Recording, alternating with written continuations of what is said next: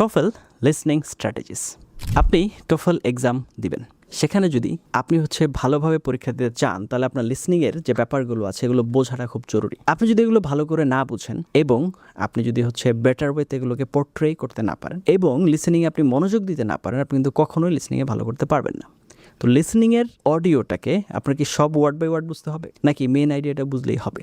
এই ধরনের অনেক কোয়েশ্চেন এবং আপনি কিভাবে লিসনিংটাকে ভালো বুঝতে পারবেন সেটার জন্য আজকের এই লেসন। টোফেল লিসনিং কিভাবে আমরা আরো বেশি কনসেন্ট্রেট করতে পারি এবং এটাকে আমরা কম্প্রিহেনশন টেস্ট আমরা যেটা নিয়ে যেতে পারি এবং ভালোভাবে বুঝতে পারি, তারই উদ্দেশ্যে আজকে কিছু স্ট্র্যাটেজি আপনাদের সাথে আলোচনা করব। তো স্ট্র্যাটেজি নাম্বার 1, লিসেন লাইক আ ডিটেকটিভ। আপনি যখন শুনবেন সম্পূর্ণ মনোযোগ সহকারে শুনতে হবে। নাও স্ট্র্যাটেজি 2, প্রেডিক্ট এভরি 15 সেকেন্ডস। আপনি পার্ট পার্ট পড়ে ফেলেন, বড় একটা লম্বা স্প্যান চিন্তা না করে শর্ট স্প্যানে ভাগ করে ফেলেন। Always guess what comes next. Follow the structure. Every lecture has a structure. Usually introduction, main point 1, তারপরে example, main point 2, example, conclusion.